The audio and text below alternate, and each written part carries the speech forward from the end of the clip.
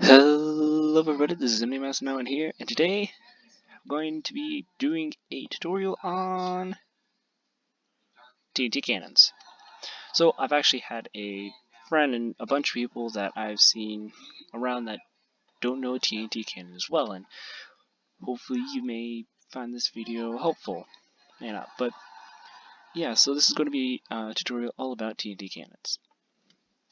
So the three parts of a TNT cannon is you need power, which will be the TNT that will be launching the other TNT, timing, and strength. Now try not to get these two mixed up. So here we actually have a basic one here. Now I'm going to be quickly showing you where everything will go, and then I'll show you how to build one as well. So now what I'm going to be doing is, actually don't need that. This is going to be the power that we talked about. So this TNT cannon has a power of 4. Power basically defines into however much TNT is launching the other one. Now, timing. Timing is how long it will be until this TNT is the one that's actually, going to be off the disc exploding. It'll be how long until it goes off. Now, because we're using redstone, it's going to be each tick, or basically one kind of space on here, is 0.1 of a second. So this is 0.1 of a second, 0.2, 0.3, 0.4, and then back to 0.1. So for this one, having 6 at 0.2, that'll be 0.2, 0.4, 0.6, 0.8, 1 full second, 1.2. This TNT will light 1.2 seconds after these TNT, which basically means that once these go off and launch it, 1.2 seconds later it will explode. Now, it may sound hard to fit in your head, so I'm just going to show you.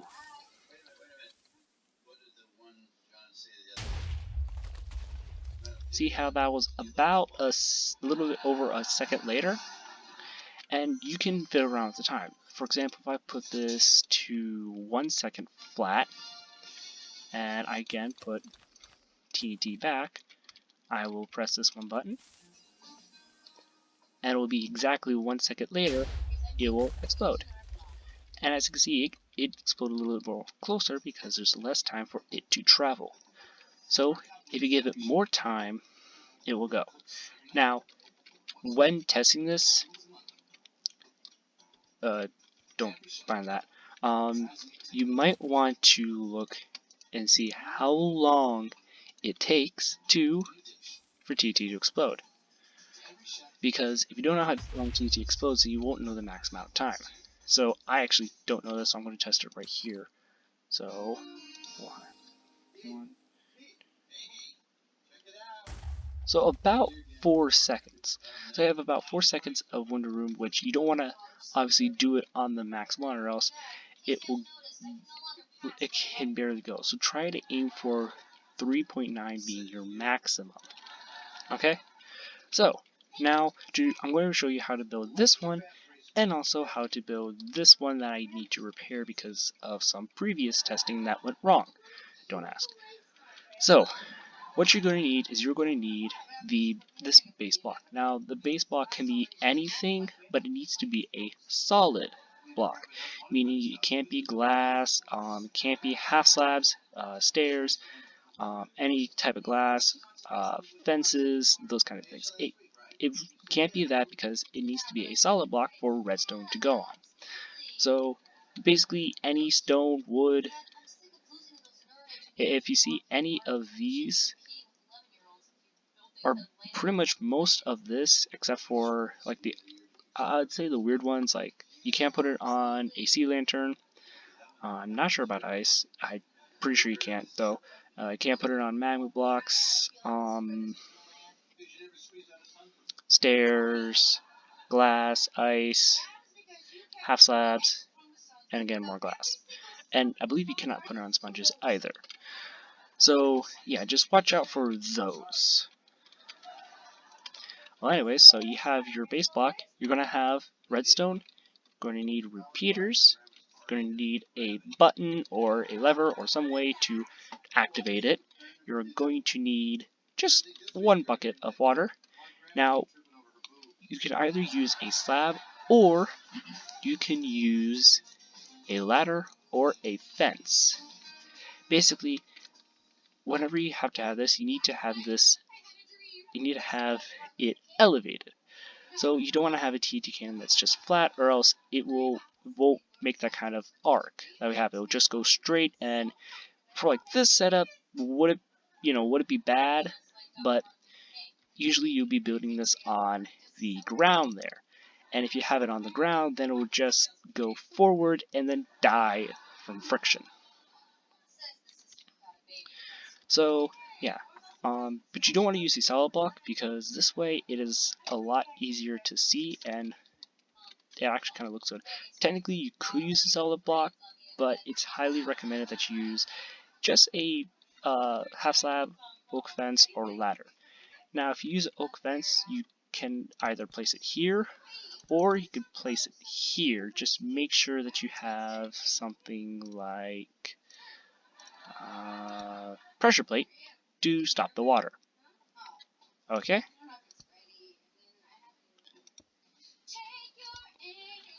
So, I'm going to be using a stone slab for this setup.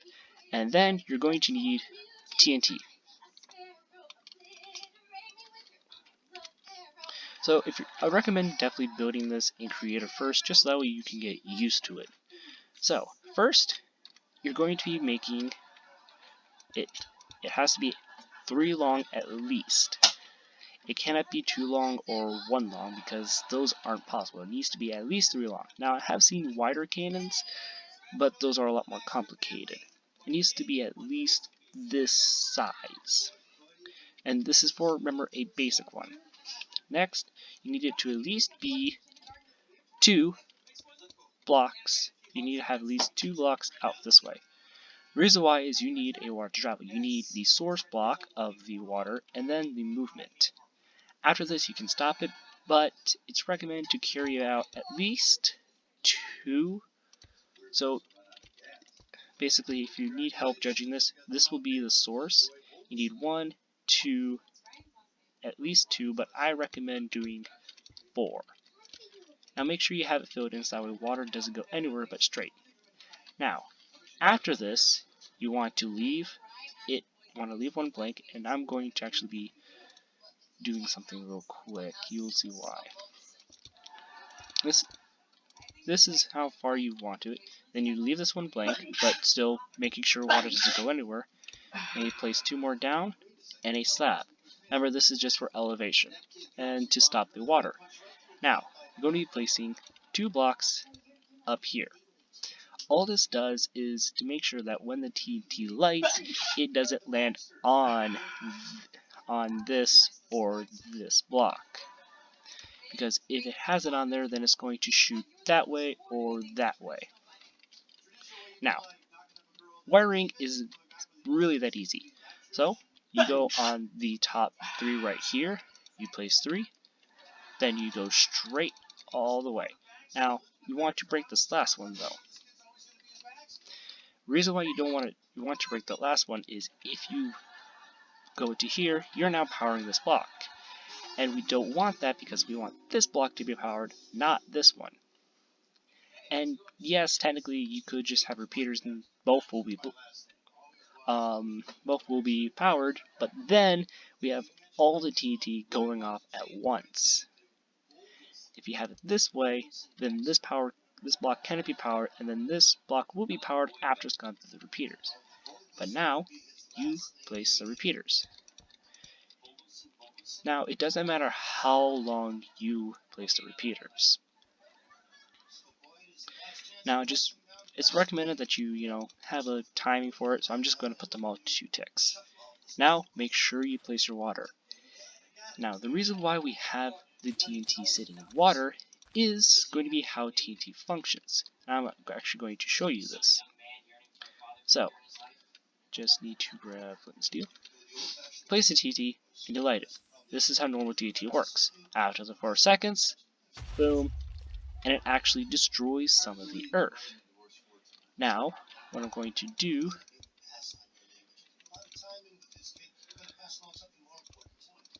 is I'm going to place water here, then I'm going to place TNT and light it.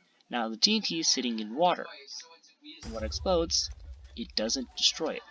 TNT in water does not destroy any of the surrounding blocks, but it still does damage, so just be wary of that. Now for button, it doesn't matter if you place it anywhere back here, just it can go here. Or you can have lever, or you can have a little bit of wiring with the pressure plate.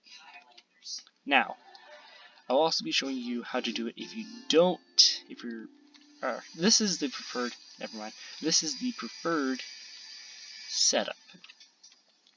Now, if you aren't able to get to repeaters yet, say you don't have enough materials, that is okay. All you have to do is you just leave all of the side blank. This is if you don't have repeaters. You just leave the side blank, and you come over here with flint and steel and light this at an appropriate time. Anyways, now just press the button, stand back if you're in survival, and there you go. Now, not all the time will it look the exact same, as sometimes it is TNT, so it can be a little bit finicky. Now, once you've made a basic TNT cannon, it's time for an upgrade. It is time to have dispensers. Now I'm just doing some really quick repairs because I actually had it broke. Now I'm using a specific command to give myself a dispenser that is filled with TNT. In survival, in normal survival, adventure, and even creative mode, if you're not using a command, you will just place down a dispenser for where all the other dispensers are and just fill them with TNT.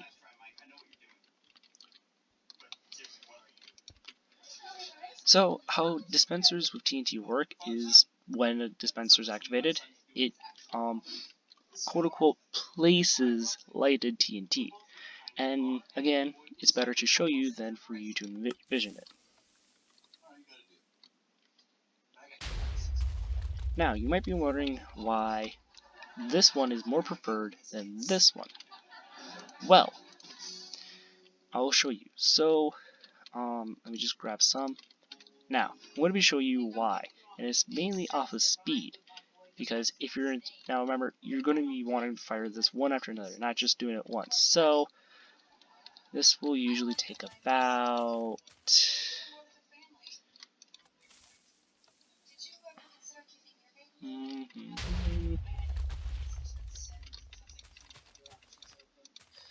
about 14 seconds to place it, fire it, and then reload.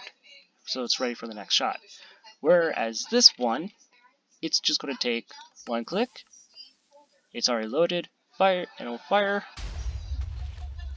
and then you can click again. And that took way less than even 10 seconds. So it's a lot easier than having to manually place all the TNT, as you can just press it with one button and it'll do it for you. Now I'm just going to go ahead and set this off because I don't want to have an accidentally lighting. Now, you don't want to leave TNT like that straight. Now you can leave dispensers like this because the only way for it to activate is if redstone comes into it. Now, be very careful with redstone, as you can look here, I have a really big cannon. And for those that may know redstone, I have to place the dispensers later, just so that way it doesn't accidentally activate and set them off. Let's recommend that you have the water first, so even if you do this, the water does it. Now, how you make this TNT cannon is you just set up the exact same like this, but on the row that you have the redstone, under it you're going to be placing dispensers facing towards the water. And again, you don't want to have one in the end, you don't want to have one on the source. Well, technically you can have one on the source, but it's still not recommended.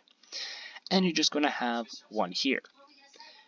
Now here is a compact, well, kind of a compact. It's a little bit smaller, but it's also a lot more powerful. Now this one isn't fully automated like this one, where you just have to press one button and it does everything. This one you have to do a little bit of work. Well, what this one does is it has a power of 6, and then a strength of 4. And this wiring is actually very simple. You just have it on top, and why we have it down here is so that way it can power the bottom dispensers. Now you can dry fire the power of it, because that's just to make sure that the power does work. It lands in the water, goes towards the end, and it stays there. Now you cannot dry fire the strength, because the strength isn't touching water, so it just explodes your cannon. And most likely you if you're in survival.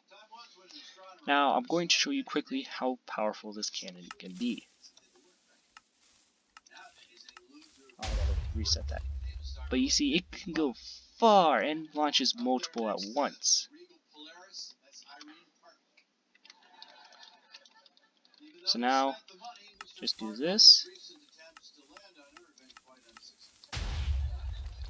And look at that, a lot of TNT going a lot farther than either of them two, and actually making it towards the ground and doing a heck of a lot more damage. So, as you can see, that's a pretty powerful cannon. Now you might be wondering, well, why is it more powerful than this one? Other than strength. Why is it going farther? Well, that's because of how this is set up. If you have multiple dispensers on top of each other and nearby, which these are, you have two dispensers on top of each other on nearly adjacent blocks, all pouring into one. Like I said, you can have it on the source, but it's not recommended. And then it's all going to be in this kind of one block.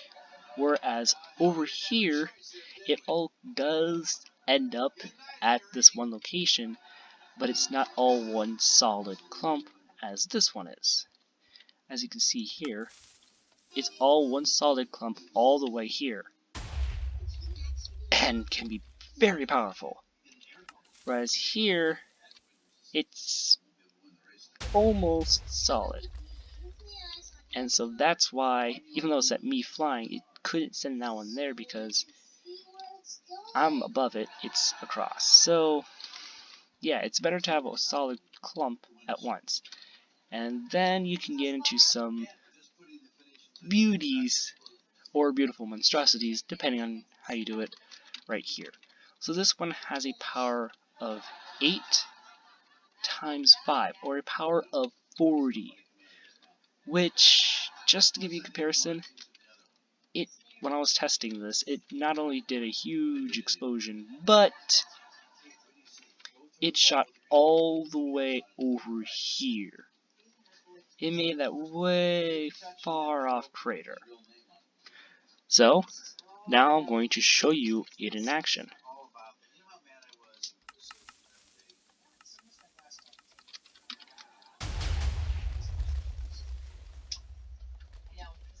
Do you see how much power it is? And even though one went off in the air, imagine having your cannon way off in the distance at your friend's castle, home, etc. over here. You can just imagine how powerful it could be. And with this setup, I could probably go even higher. I stopped myself at only 5 layers, but you can definitely go up to 10, 15, probably 20 even. And why it all works is, well, these. And that's what I'll be getting to in the next video, is how the general logistics of redstone. So, yeah. Hopefully this video is helpful for any of you who are needing help on TNT cannons. And so, yeah, what I will do is I will be trying to copy and paste this. Hold on. Shoot.